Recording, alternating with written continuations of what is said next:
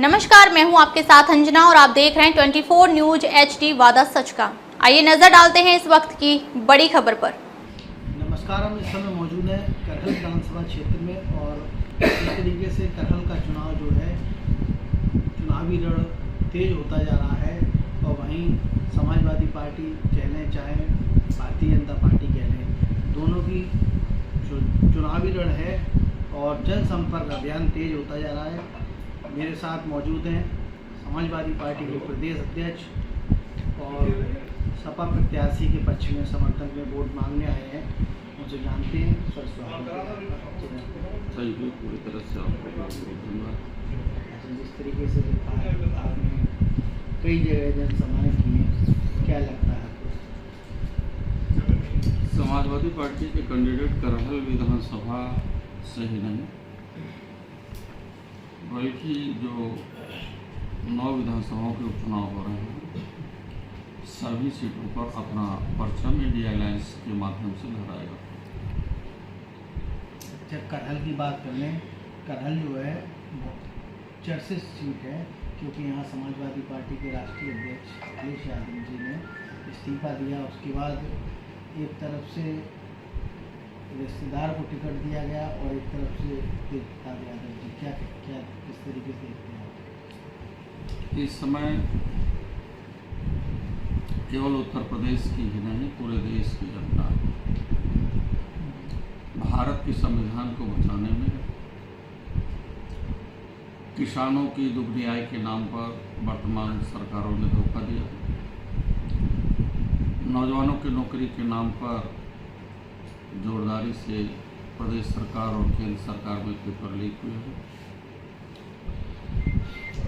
मजदूरों को कोरोना महामारी के नाम पर उनको अपनी फैक्ट्रियों से अपने रोजगार से दूर हटाया गया है। पूरी तरह से प्रदेश की जनता और देश की जनता इनसे असंतुष्ट है। आपने देखा होगा 2014 और 2019 का रिजल्ट और 2024 का भी रिजल्ट, इन्हें बड़ा भरोसा था कि हम 400 के पार सीटें पाएंगे। अब देश की जनता भी कुछ अपने अधिकारों के प्रति, अपने कर्तव्यों के प्रति सचेत है। 400 के पार का मतलब है कि संविधान में 2/3 बहुमत हो जाने से उसका अमूल चूल ढांचा परिवर्तन कर देंगे।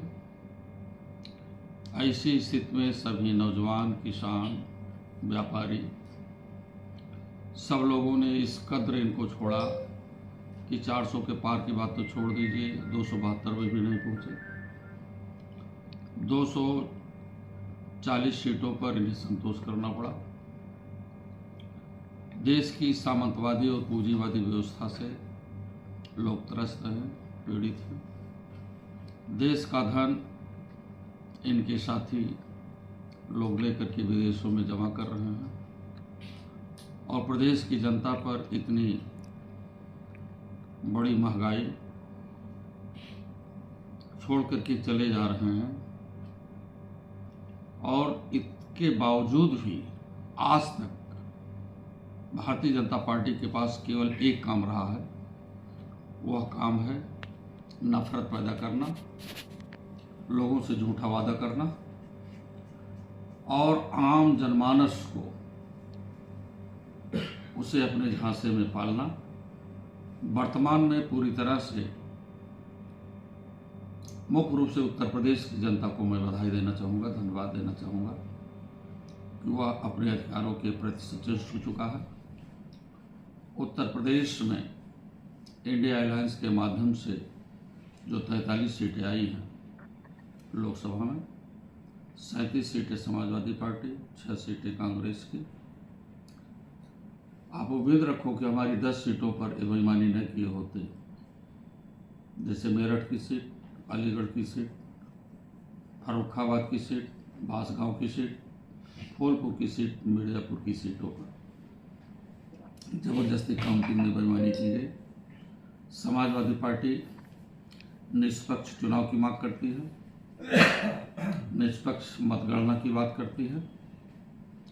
जिस दिन भारतीय जनता पार्टी निष्पक्ष चुनाव और निष्पक्ष मतगणना करा देगी, उस दिन से ये भारतीय जनता पार्टी देश के किसी प्रदेश के किसी भी कोने में दिखाई नहीं देगी। जैसा कि सभी लोग जानते हैं कि उत्तर प्रदेश में 10 विधानसभाओं का उपचुनाव होना था। 9 पर ही क्यों हो रहा है, मिल्कीपुर क्यों छोड़ दिया गया है? वो जान रहे हैं कि मिल्कीपुर की विधानसभा हारेंगे। मुख्यमंत्री ने उसकी बागडोर स्वयं संभाली, इसीलिए रोक दिया गया कि मिल्कीपुर का चुनाव ना हो। और सीटों पर भी हम जिस प्रकार से लोकसभा के चुनाव में कुछ सीटों पर बेईमानी की, 13 तारीख को जब चुनाव आयोग ने घोषणा किया कि 13 तारीख को चुनाव होगा, उपचुनाव, ऐसा कौन सा कारण, कौन सी परिस्थिति आ गई कि जो चुनाव 13 के बजाय 20 तारीख बढ़ा दिया गया? समाजवादी साथियों ने और किसान, जनता, मजदूर, नौजवान सभी लोगों ने ठान लिया है कि 13 तारीख के बजाय 20 तारीख कर दें, फिर बढ़ाकर 25 तारीख कर दें, 30 तारीख कर दें। अपने डीएम को हटा करके नए डीएम को ला दे जो उनके एजेंट के रूप में काम करे। इंस्पेक्टर या थानेदार को हटा करके अपने हिसाब से जो उनका एजेंट के रूप में काम करे उसको ला दे। लेकिन कहीं भी किसी भी विधानसभा पर भारतीय जनता पार्टी का कोई कैंडिडेट जीतने वाला नहीं है। अच्छा, वही बात करें तो स्वयं मुख्यमंत्री जनसभाएं कर रहे हैं, वो वहाँ से नारा दे रहे हैं कि आप लोग अगर बटोगे, हिंदुओं से बटोगे तो कटोगे, इस तरीके का नारा दे रहे हैं। इस पर क्या कहेंगे? सच यही है कि समाज को बांटने का काम आरएसएस के लोगों ने किया है, भारतीय जनता पार्टी के लोगों ने किया है, और समाज को बांट करके विभिन्न टुकड़ों में करने का काम किया। जो गरीब है, शोषित है, वंचित है, पीड़ित है, ऐसे समाज को आगे ले जाने के लिए बाबा साहब डॉक्टर अम्बेडकर जी ने देश को एक संविधान दिया, जिस संविधान के माध्यम से डॉक्टर लोहिया जी समाजवाद लाना चाहते थे।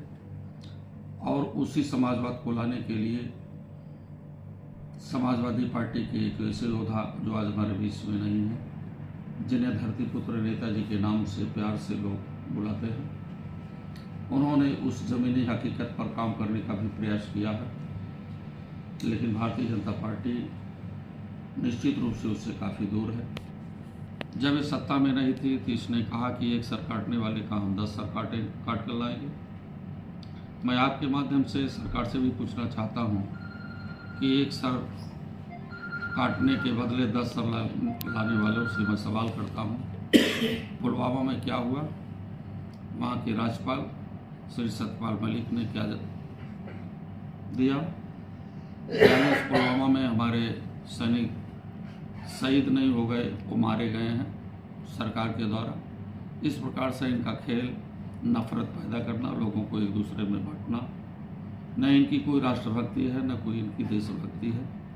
राष्ट्रभक्ति के नाम पर इनका एक बूथ खून भी नहीं बहा है। उसके बावजूद भी भारतीय जनता पार्टी की सरकार कैसे बन जाती है? इसीलिए कि ये नफरत पैदा करते हैं। नफरत पैदा करवा करके 2 करोड़ नौकरी, 15 लाख खाते में, आपके अच्छे दिन आ जाएंगे। तो सब अब जनता समझ लिया है कि अच्छे दिन रहने दो, हमारे जो पुराने दिन थे वही वापस कर दो। लेकिन जो पीडीए का नारा बनाया है और गठबंधन ने, इसका कोई काट नहीं ढूंढ पा रही है भारतीय जनता पार्टी। देखिए, पीडीए ने योगी जी का और मुख्य रूप से इस प्रदेश के मुख्यमंत्री जी की नींद हराम कर दिया है और खुद इंचार्ज बन गए इलेक्शन का मिल्कीपुर का, कि हम इसको संभालेंगे, सभी थानेदार, सभी डीएम, एएसपी सब हमारा सहयोग करेंगे। इतने के बावजूद उनकी हिम्मत नहीं पड़ी, उनकी नींद भंग हो चुकी है, नींद ही नहीं आ रही, न रात में न तो दिन में। अध्यक्ष जी, जो लोकसभा चुनाव जो अयोध्या का हारे हैं, क्या भाजपा को नींद नहीं आ रही है? क्या डर लग रहा है? क्या क्या कारण है इसका? डर लग रहा है कि अब किसान, नौजवान, महिलाएं, मजदूर, सभी लोग, हर जात धर्म के लोग एकत्रित होकर के पीडीए के माध्यम से सामाजिक न्याय हर समाज को दिलवाना चाहते हैं। जिस दिन सामाजिक न्याय की लड़ाई पूरी हो जाएगी, उसी दिन बाबा साहब डॉक्टर अंबेडकर जी का, डॉक्टर लोहिया जी का और धरती पुत्र मुलायम सिंह यादव जी का, किसानों के नेता रहे चौधरी चरण सिंह का, तमाम ऐसे नेताओं का सपनों का भारत बने, इस संकल्पना में समाजवादी पार्टी के राष्ट्रीय अध्यक्ष श्री अखिलेश यादव जी आगे हैं और ऐसे सामाजिक न्याय की लड़ाई लड़ने वाले श्री अखिलेश यादव के साथ पूरी तरह से जनता लामबंद होकर के भारतीय जनता पार्टी का सफाया करना चाह रही है। अच्छा अध्यक्ष जी, जिस तरीके से उपचुनाव हो रहा है 9 सीटों पर, और जिसमें क्या नाम, चाहे मझवा की सीट कह ले, चाहे मीरापुर की कह ले, चाहे गाजियाबाद की, खेर की, और बात करें करहल की, तो इसमें क्या लगता है?